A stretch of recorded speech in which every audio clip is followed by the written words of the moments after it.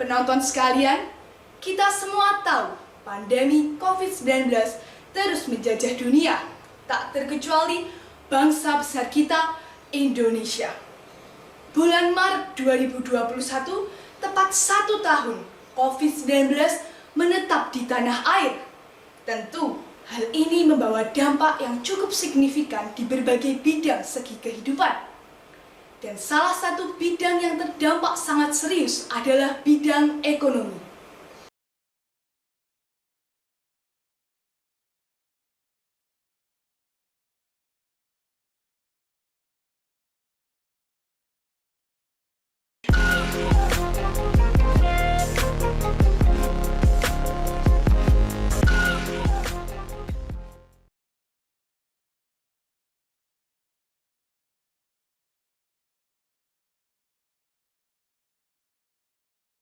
Tidak hanya memporak-porandakan anggaran negara, pagebluk COVID-19 turut mengoyak angka pengangguran dan kemiskinan.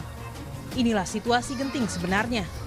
Indonesia dan dunia sedang menghadapi masalah yang lebih kompleks dibandingkan dengan saat krisis ekonomi 2008. Pembatasan sosial berskala besar alias PSBB menyebabkan penduduk kehilangan pendapatan.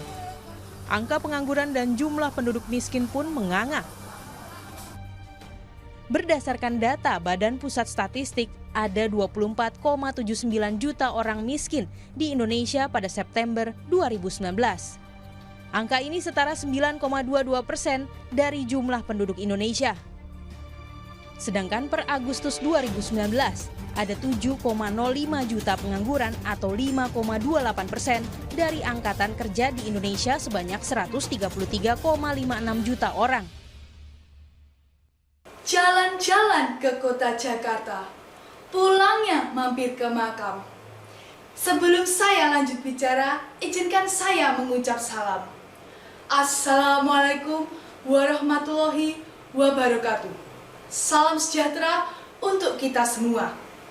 Yang terhormat Bapak Ibu Dewan Juri Festival Pidato Kartini 2021, yang saya hormati Ketua KPPG Jawa Tengah, dan tak lupa penonton yang saya cintai.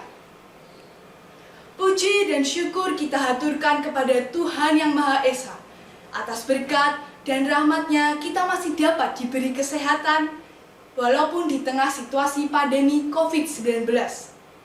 Pada kesempatan kali ini, izinkan saya untuk berpidato memperingati Hari Kartini dengan judul Bangkitlah Kartini, Era Pandemi, Pejuang Ekonomi Negeri.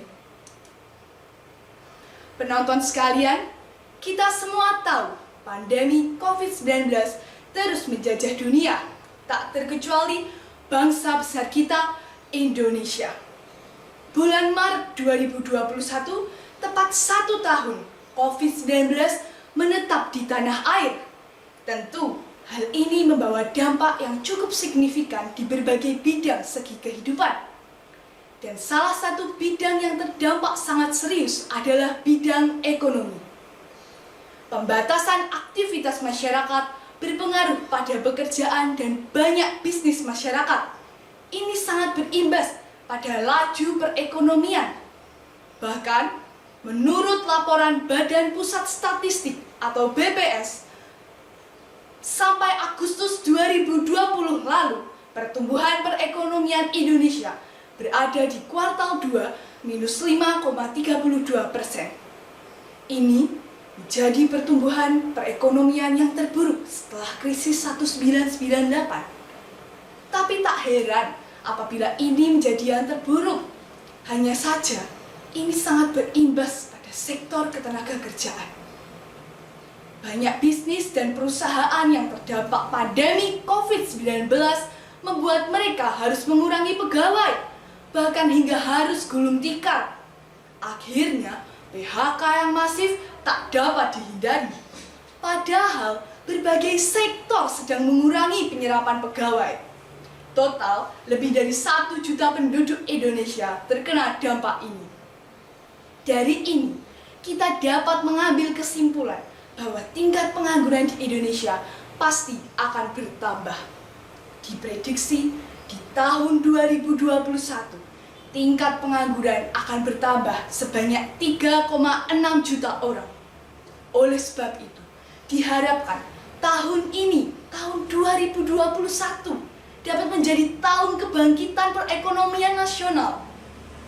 Tapi, yang jadi pertanyaannya adalah, bagaimana kita dapat membangkitkan kembali perekonomian nasional yang jatuh akibat pandemi? Sedangkan hanya Tuhan saja yang tahu kapan pandemi ini akan usai. Apakah kita akan diam saja menunggu pandemi ini usai tanpa kepastian? Tentu saja tidak. Untuk mengatasi masalah perekonomian di Indonesia, tentu ada jalannya. Untuk mengatasinya, harus ada peran dari seluruh elemen masyarakat. Semua harus ikut berkontribusi, baik laki-laki maupun perempuan. Di Indonesia, peran perempuan dalam perekonomian masih kurang menonjol.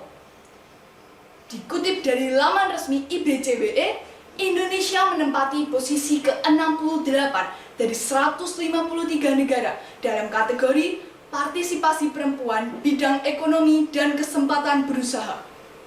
Data ini memaparkan peningkatan yang cukup signifikan dalam partisipasi perempuan. Walau meningkat, peringkat Indonesia masih termasuk dalam daftar ketertinggalan untuk mencapai titik optimal kesetaraan gender.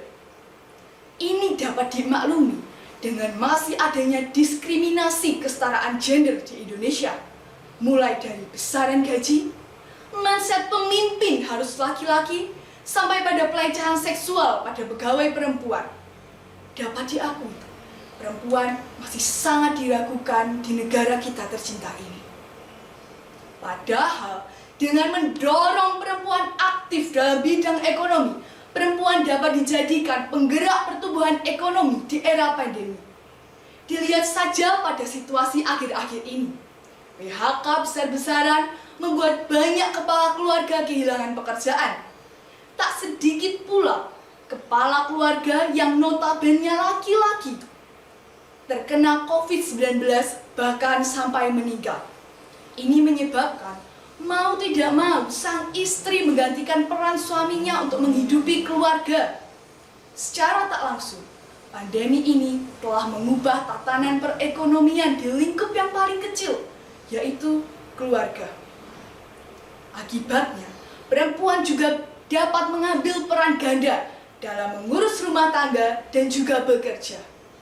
Tapi salahkah ini jika wanita mengambil peran ganda?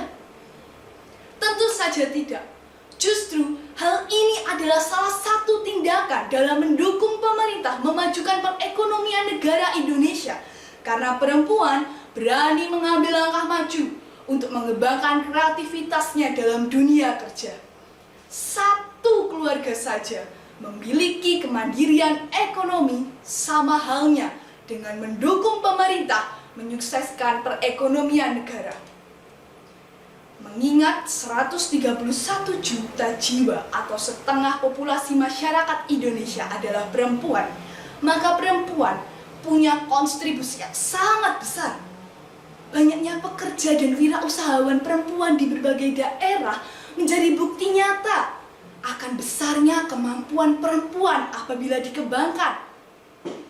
Lihat saja pada daerah kita tercinta, provinsi kita tercinta, Jawa Tengah. Di Jawa Tengah, peran perempuan dalam perekonomian terus meningkat dari tahun ke tahun. Tapi ini bukan jadi alasan untuk kita santai menghadapi perekonomian yang merosot akibat pandemi. Justru saat-saat seperti inilah peran kita sangat diperlukan. Ikut bekerja, membantu perekonomian keluarga dan negara, membuka usaha baru untuk memunculkan lapangan pekerjaan, dan masih banyak lagi yang dapat kita lakukan. Jangan pesimis, sudah banyak kok saudara perempuan kita yang membuktikan. Desainer terkenal Anna Avanti, Nabila Al-Ghazov bergerak dalam bisnis online, Dewi Mulyati, Presiden Direktur Prodia. Kisah mereka menjadi tanda bahwa perempuan Indonesia punya kesempatan untuk maju dan meningkatkan perekonomian negara. Dahulu, perempuan mungkin masih sering dianggap remeh. Kiprahnya hanya sebatas 3M. Masak, mana, lamaca. Tapi sampai kapan kita mau dikungkung oleh anggapan ini?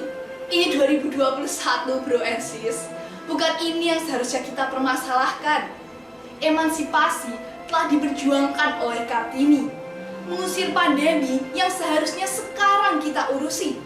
Tak peduli remaja, dewasa, laki-laki maupun perempuan, semua punya kesempatan yang sama untuk memiliki kemandirian ekonomi dan memajukan perekonomian bangsa, tak terkecuali kita, para perempuan. Apalagi situasi pandemi saat ini adalah waktu terbaik bagi para perempuan untuk unjuk peran dalam perekonomian negara. Sudah waktunya bagi kaum perempuan keluar dari zona nyaman dan ikut mengembangkan potensi ekonominya. Zaman dan situasi telah berubah. Kesetaraan gender membuat siapa saja bisa menuntut ilmu. Siapa saja bisa sukses dalam karirnya. Jangan jadikan anggapan masyarakat kuno membuat kita stuck dan tidak berkembang. Kepercayaan diri bahwa kita para kaum perempuan bisa harus ditingkatkan. Jangan jadikan diri kita sebagai mawar penghias taman saja. Tetapi jadilah melatih pagar bangsa. Yang artinya, jangan hanya cantik tampak luar saja, tapi harus mampu berperan mengharumkan nama bangsa. Mari kita buktikan bahwa peran kita sebagai Kartini, pejuang pandemi, sangat dibutuhkan untuk membangkitkan dan menghadirkan kreativitas baru dalam perekonomian. Seperti kata R.A. Kartini, sampai kapanpun kemajuan perempuan itu menjadi faktor penting dalam peradaban bangsa. Mari bangkitlah para Kartini pejuang pandemi. Kita bangkitkan pula ekonomi di bumi pertiwi. Sekian pidato dari saya. Terima kasih atas perhatian dan kesempatan yang telah diberikan. Mohon maaf yang sebesar-besarnya apabila ada kata atau kalimat yang kurang berkenan di hati saudara-saudari sekalian. Karena saya membuka pidato ini dengan pantun, maka izinkan saya untuk menutup pidato ini dengan pantun. Pergi ke pasar di hari Jumat. Tak lupa pakai masker setiap saat. Terima kasih atas waktu dan tempat. Semoga pidato ini bermanfaat.